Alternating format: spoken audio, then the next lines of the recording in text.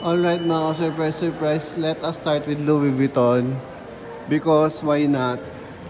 So nandito pa rin po tayo sa 24 hours challenge po natin ng homeless journey mga surprise. So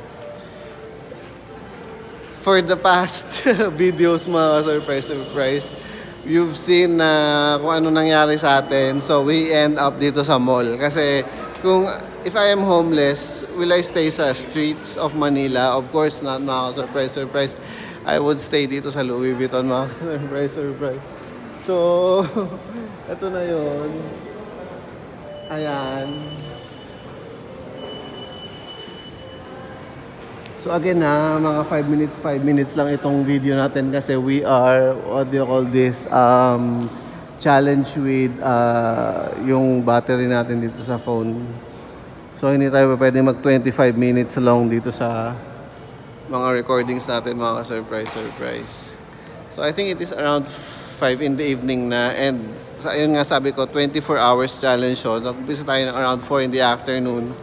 So let's see kung makakapag-stay talaga tayo until the next day, ganyan.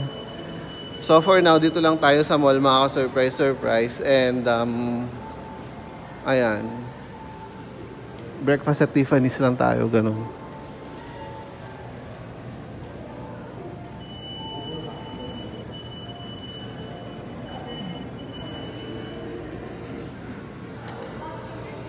So ganun tayo mga surprise.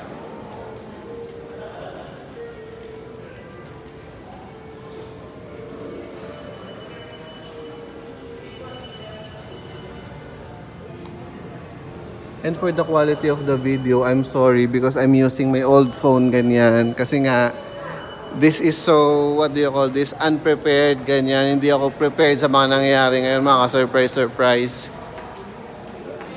Ayun. Hindi magandang quality ng phone yung dala ko. So, yun lang yun.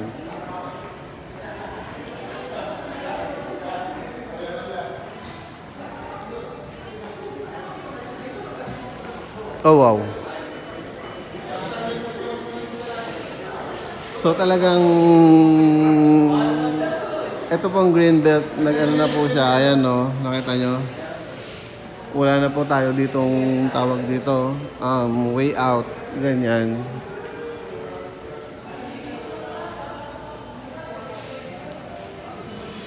Try nga natin mag-ano dito mga surprise. So ayan.